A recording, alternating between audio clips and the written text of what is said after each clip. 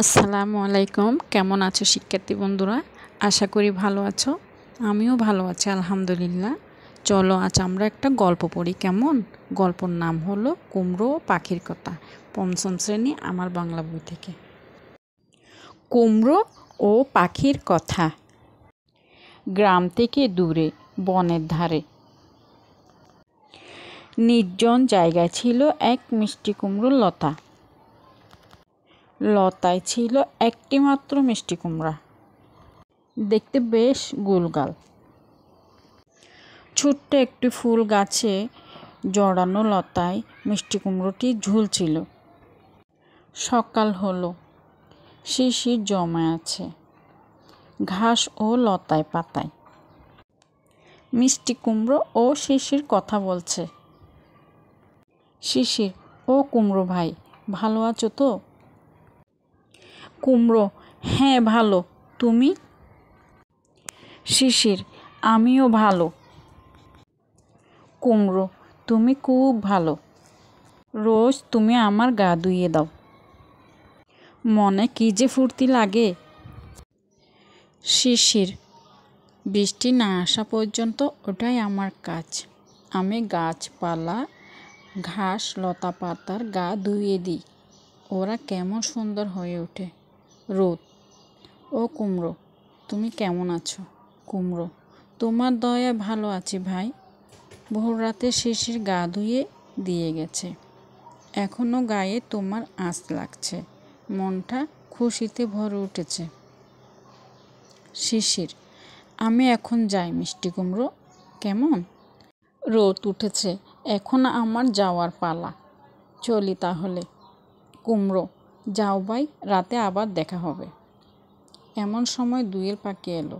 পোকা খেতে খেতে দুয়েল বলে, দুয়েল, কি চমৎকার পোকা, তুমি খাবে কুমড়ো ভাই? কুমড়ো: না ভাই, ওসব আমার খাদ্য নয়, বরং ওরা আমাদের দুশমন, ওদের জ্বালায় একটা ফুলও ফল হতে পারে না। পোকাগুলো সব খেয়ে সাবার করে। দুয়েল: রোজ তোমার লতায় বসি, পাতায় বসি, তুমি রাগ করো না তো আবার? কুমড়ো: রাগ করবো কেন, তুমি আমাদের উপকারী বন্ধু, তুমি পোকা খাও বলেই তো আমরা বেঁচে থাকি, তোমার গান আমার খুব ভালো লাগে। দুয়েল: তুমি বললে কি আর হবে, মানুষেরা যে আমাদের বাঁচতে দিচ্ছে না। কুমড়ো: সে কি কথা, মানুষেরাই তো সবার বন্ধু। এই দেখো না, আমাকে একটা পাখি এখানে নিয়ে এসেছে বলে এখানে চারা থেকে গাছ হয়েছি, মানুষের বাড়িতে থাকলে আমাকে মাচা করে দিত। দুয়েল: তা দিত ঠিক, কিন্তু মানুষ তো বনের গাছপালা কেটে ছাপ করেছে, মানুষ পাখি আর জীবজন্তুও খায়, ধরে ধরে খাঁচায় ভরে রাখে। কুমড়ো: তাহলে তো খুব খারাপ বলতে হয়, তবে একদিন মানুষের নিশ্চয়ই সুবুদ্ধি হবে। দুয়েল: কবে আর হবে? মানুষ মানুষকে মারার জন্য কত রকম অস্ত্র বানাচ্ছে, বোমা মারছে। কুমড়ো: আজকাল শুনছি মানুষ গাছপালা বারবার কথা বলছে, যুদ্ধের বিরুদ্ধে অনেক কথা বলছে, মানুষেরা আমাদের মতো হলে ভালো হতো। দেখো, পাতায় পড়েছে রোদ, শেকড় এনে দিচ্ছে পানি, পাতার মধ্যে আমার রান্না বান্না হচ্ছে, ওই খেয়ে আমি দিনে দিনে বাড়ছি। দুয়েল: বনের ভেতর কে যেন চাষ করার জন্য গাছপালা কেটে জমি করেছে, তারপর সেই গাছপালা পোড়ানোর জন্য আগুন দিয়েছে, আর সেই আগুন চারিদিকে ছড়িয়ে পড়েছে, সে এক ভীষণ কাণ্ড। কুমড়ো: তারপর? টুনটুনি: এখন বৈশাখ মাস, পাতা ডালপালা সব শুকিয়ে গেছে, কোথা থেকে হাওয়া এসে ছুটেছে, ধাউ ধাউ করে জ্বলছে সব কিছু। কুমড়ো: এখন উপায়, আগুন এখানে আসবে না তো? টুনটুনি: ওই দেখো, টিয়ে, ফিঙে, দাঁড়কাক, বানর, ভাল্লুক সবাই মিলে ছোটাছুটি চেঁচামেচি করে বন তোলপাড় করে তুলেছে। চেঁচামেচিতে মানুষ ছুটে এসে আগুন নেভাচ্ছে। কুমড়ো, মানুষ আগুন দিয়েছে, আবার মানুষ ছুটে এসেছে আগুন নেভাতে। আমি বুঝি না মানুষ কেন এমন করে। তাহলে তো অনেক পশু পাখি পুড়ে মরেছে, অনেক জ্যান্ত গাছপালা পুড়ে গেছে। তোমার টোনা কোথায়? টুনটুনি, আমি সেখানে একটু উঁকি মারতে গিয়েছিলাম। টোনা বলল এদিকে এসে সবাইকে সতর্ক করে দিতে।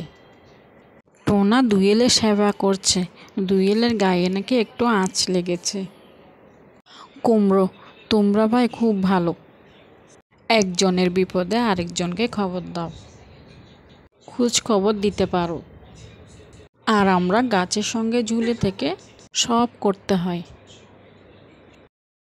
টুনটুনি, আমি যাই, কাঠবিড়ালি বন্ধুদের খবর নিয়ে আসি। এই বলে টুনটুনি ফুরুত করে উড়ে গেল। কুমড়ো আবার একা।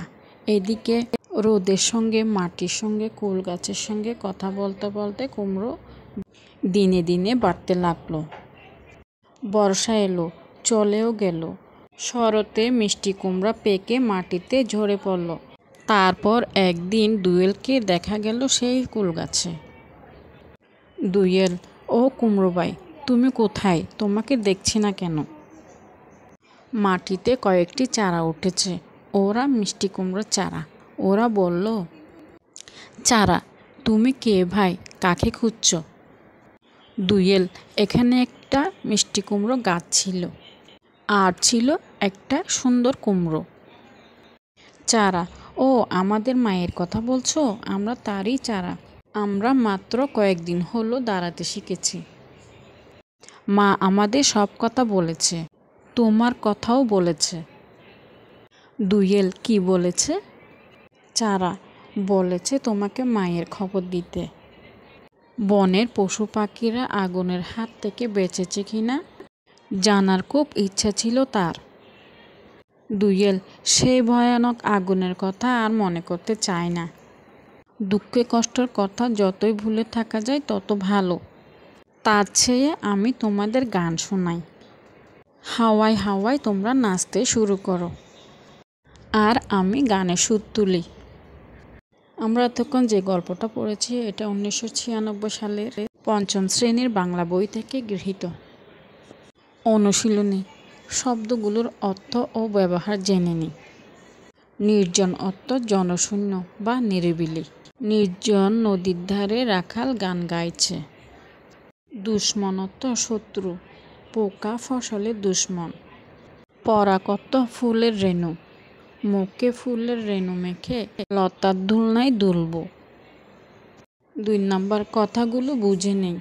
রোদ উঠেছে তো এখন আমার যাওয়ার পালা। রোদ উঠলে শিশির শুকিয়ে যায়, এই জন্য শিশির এ কথা বলছে।